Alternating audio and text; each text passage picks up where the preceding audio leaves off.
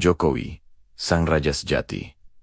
Mari kita simak kembali perjalanan karier politik Jokowi yang sebelumnya tidak pernah diperhitungkan dalam kancah perpolitikan daerah maupun nasional. Beliau tidak berasal dari keluarga politisi, bukan dari keturunan ningrat ataupun lahir dari dinasti pemerintahan, tetapi beliau adalah murni wong deso. Beliau adalah seorang anak tukang kayu dari bantaran Kali Solo.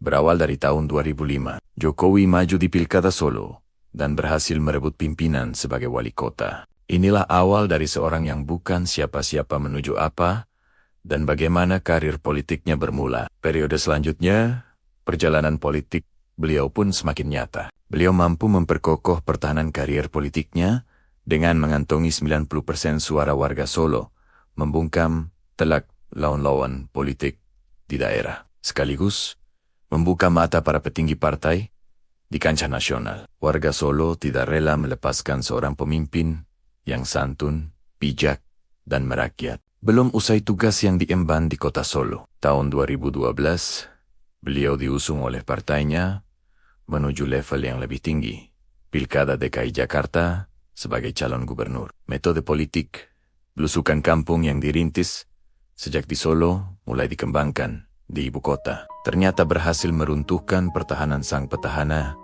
yang didukung mesin partai solid. Di luar dugaan beliau mampu memutarbalikkan keadaan hingga berhasil menduduki pimpinan ibu kota. Kinerja di ibu kota membuka mata perpolitikan nasional. Jokowi tidak cukup hanya bekerja di wilayah provinsi. Partai pendukung mengusungnya menuju kancah yang lebih tinggi sebagai calon RI ke-1.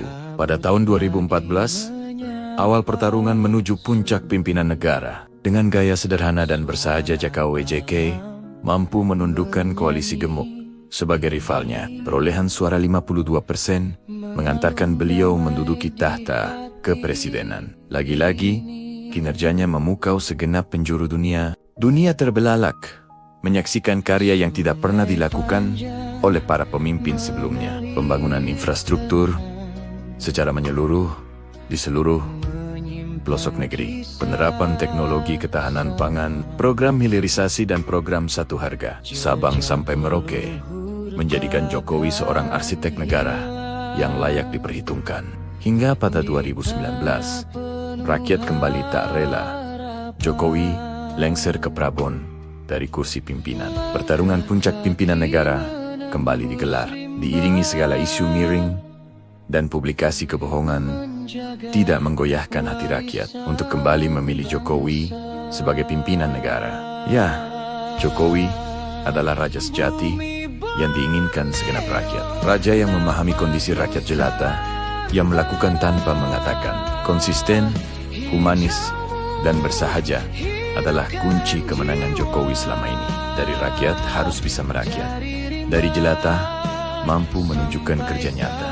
Bahkan, ketika Jokowi sudah lengser ke Prabon dan kembali ke kampung halaman, karisma dan citra wibawa masih tetap melekat pada dirinya. Rakyat masih setia bergantian mengunjungi kediamannya di Solo. Rakyat selalu mendoakan kesehatan dan kesejahteraan beliau. Jokowi tidak pernah berubah.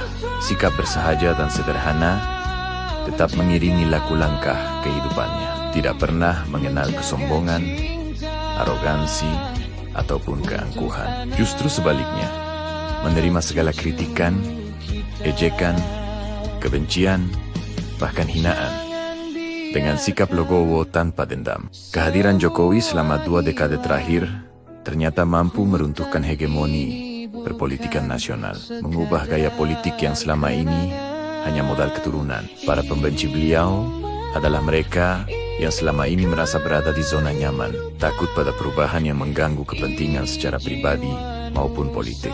Jokowi adalah contoh tauladan yang nyata.